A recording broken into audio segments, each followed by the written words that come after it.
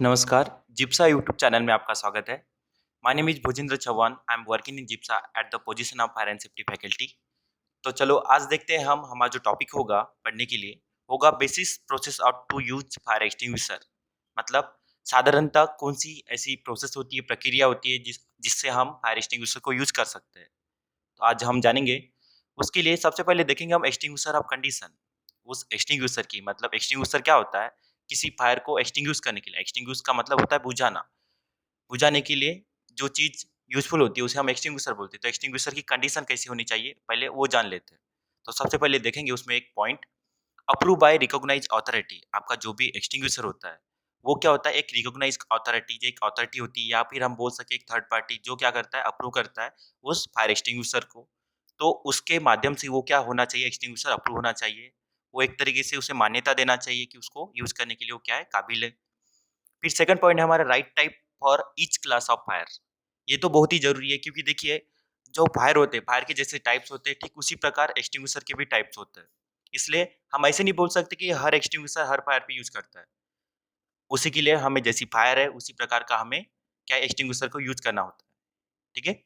इसके बाद में देखेंगे हम सफिशिएंट क्वांटिटी एंड साइज़। देखिए जैसी फायर होते हैं उसी अमाउंट में, उसी साइज़ में हम एक्सटिंग्विशर को यूज़ करते हैं। मान के चलिए कि आग बहुत बड़ी है तो उसके लिए हमारे लिए जो यूज़फुल होगा एक्सटिंग्विशर वो बड़ा साइज़ होगा और उसकी क्वांटिटी भी बहुत ज़्यादा होगी। लेकिन मान के चलिए जहाँ पे फायर बहुत छोटी मात्रा में लग सकती है वहाँ पे जो साइज़ होगा उसका छोटा होगा, उसकी क्वांटिटी भी बहुत कम होगी। अगला पॉइंट है शेड्यूल मेंटेनेंस। क्या है? आपका जैसा कोई भी इक्विपमेंट हो या कोई भी चीज़ हो, उसकी एक पर्टिकुलर एक्सपायरी डेट या वैलिडिटी पीरियड होता है। ठीक उसी प्रकार हमारा जो एक्सटिंग्विशर होता है, उसको भी हम शेड्यूल के हिसाब से, एक कालावधि के हिसाब से हम क्या करते हैं, उसको मेंटेन करते हैं, उसका रख-रखाव अच्छे से करते हैं। हम देखते हैं कि उसके शेड्यूल में मतलब उसकी जो कालावधि जिसमें हम क्या करते हैं, उसका मेंटेनेंस करते हैं, उसमें ना कम होना चाहिए, ना ज़्यादा होना चाहिए। समय-समय पे हम उसका देखभाल करना बहुत ज़्यादा ज़रूरी है। फिर देखेंगे knowledge of operation. Knowledge of operation मतलब हमें ये पता होना चाहिए कि एक्सटिंग्विशर को हम कैसे ऑपरेट करें। उसका ऑपरेट करने का तरीका कैसा होना चाहिए। जैसे कि आपको पता है कि हम how to use a fire extinguisher को कैसे यूज़ करें।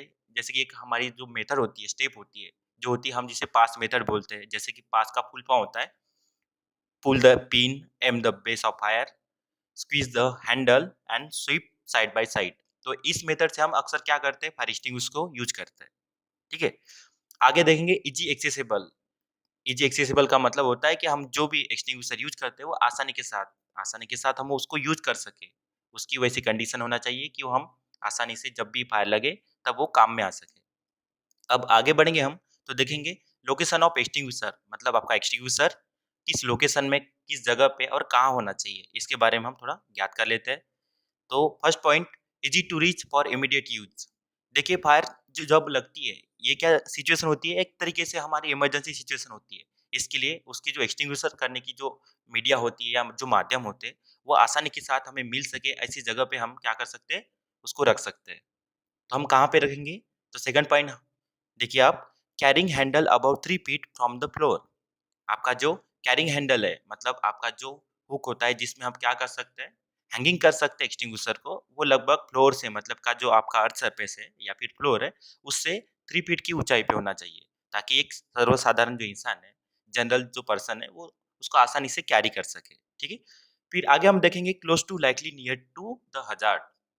कहाँ पे रख सकते हैं फायर एक्सटिंग्विशर को? जहाँ पे हज़ार्ड हो, जहाँ पे फायर लगने का हज़ार्ड हो, खतरा हो, वहाँ पे हम क्या कर सकते हैं, एक्सटिंग्विशर को रख सकते हैं, ताकि समय पड़ने पर हम जितना जल्द हो सके इमीडिएटली उस पे एक्शन ले सकें। फिर देखेंगे प्रिफरेबली एट एग्जिट पॉइंट। और ज़्यादातर हमें सबसे प्राधान्यता किसमें देना चाहिए? जहाँ से हम एग्जिट करते हैं। मान के चलिए फायर जो लग चुकी है और हमें क्या है, इमरजेंसी सिचुएशन में जहाँ से बाहर निकलना होता है, जो हमारा इमरजेंसी डोर होता है, उसके ठीक नज़दीक हमारा क्या होना चाहिए, फायर एक्सटिंग्विशर होना चाहिए, ताकि हम समय पे उसका यूटिलाइज़ कर सकें। फिर देखेंगे preferably outside the door then inside. Preferably outside door then inside. हम ज़्यादातर प्रेफ़र करना चाहिए आउटसाइड, मतलब हमारा जो डोर है, दरवाज़ा है, दरवाज़े के बाहर का जो भाग है, बाहर का जो पोर्शन है, वहाँ पे हम यदि एक्सटिंग्विशर को रखते हैं तो वो बहुत ही अच्छा होगा यदि हम कंपैरिजन करें इनसाइड जहाँ पे आग लगती है। क्योंकि अक्सर बाहर रहेगा तो हम आसानी से उसको कैरी कर सकते हैं और उसको यूटिलाइज़ करके ऑपरेट करके हम फायर को क्या कर सकते हैं, प्रिवेंट कर सकते हैं। फिर आगे देखेंगे don't keep by blocking the passage.